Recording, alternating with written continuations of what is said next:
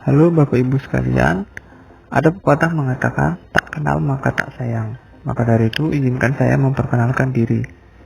Nama saya Efri Panggabean, mahasiswa Universitas Sanata Dharma, program studi ekonomi. Dalam video ini saya akan memberikan penjelasan tentang bagaimana cara mengelola literasi keuangan. Di video kali ini ada 3 pokok pembahasan. Yang pertama, kesalahan dalam mengelola keuangan. Yang kedua, cara-cara yang baik dalam mengelola uang. Yang ketiga, perencanaan keuangan, khususnya mengelola keuangan dengan cerdas. Oke, kita langsung masuk bagian pertama, yaitu kesalahan dalam mengelola keuangan. Menurut George S. Clason dalam buku The Richest Man in Babylon, kita selama ini salah dalam mengelola keuangan. Mengapa?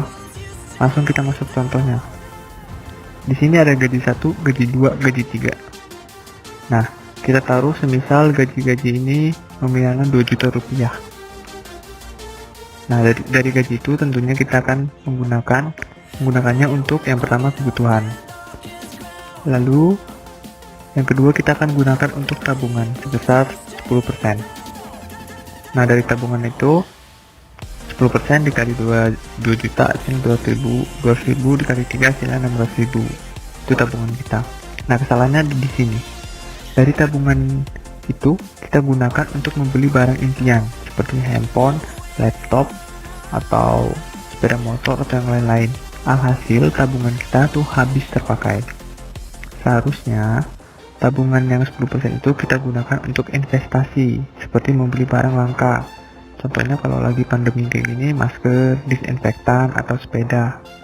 Atau bisa juga tabungan yang 10% ini kita gunakan untuk bisnis bersama teman.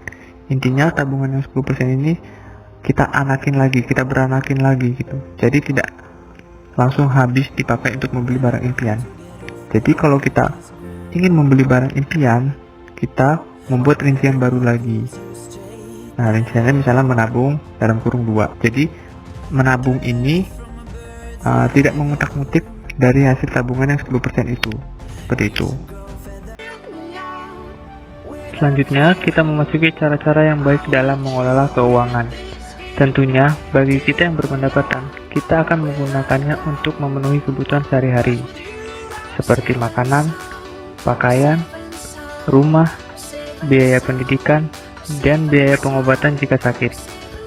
Jika kita tidak mengelola keuangan tersebut dengan baik, maka akan banyak biaya-biaya yang tidak penting dan berlebih-lebihan. Alhasil, kita tidak memiliki tabungan. Oleh karena itu, kita harus melakukan langkah-langkah sebagai berikut. Yang pertama, mengenal sumber-sumber pendapatan. Baik itu pendapatan dari pekerjaan sampingan, pekerjaan tetap, maupun pekerjaan lepas. Yang kedua, catat pengeluaran kita. Misalnya pengeluaran tetap sehari-hari, seperti biaya transportasi, biaya makan, perawatan kendaraan, dan barang-barang yang kita cicil. Kita juga harus pandai-pandai dalam menentukan mana yang menjadi kebutuhan dan mana yang menjadi keinginan.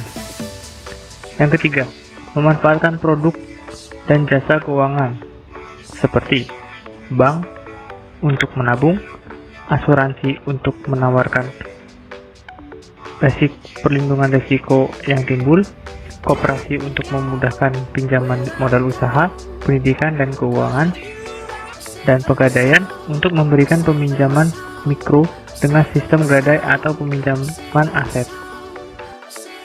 Selanjutnya, kita masuk ke perencanaan keuangan, mengelola keuangan dengan cerdas.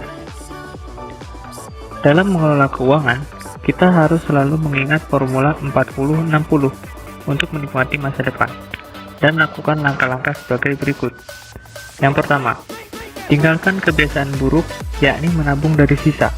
Sebaiknya kita menyisihkan tabungan kita di awal, bukan di akhir, sebesar 10-20%.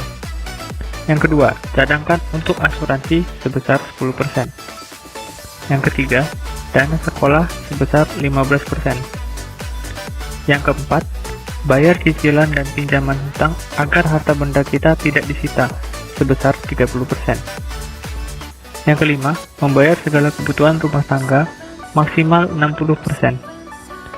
Dan yang terakhir, selebihnya gunakan untuk rekreasi dan hiburan. Oke, sekian video penjelasan tentang bagaimana cara mengelola literasi keuangan. Kurang lebihnya saya mohon maaf. Akhir kata saya ucapkan terima kasih.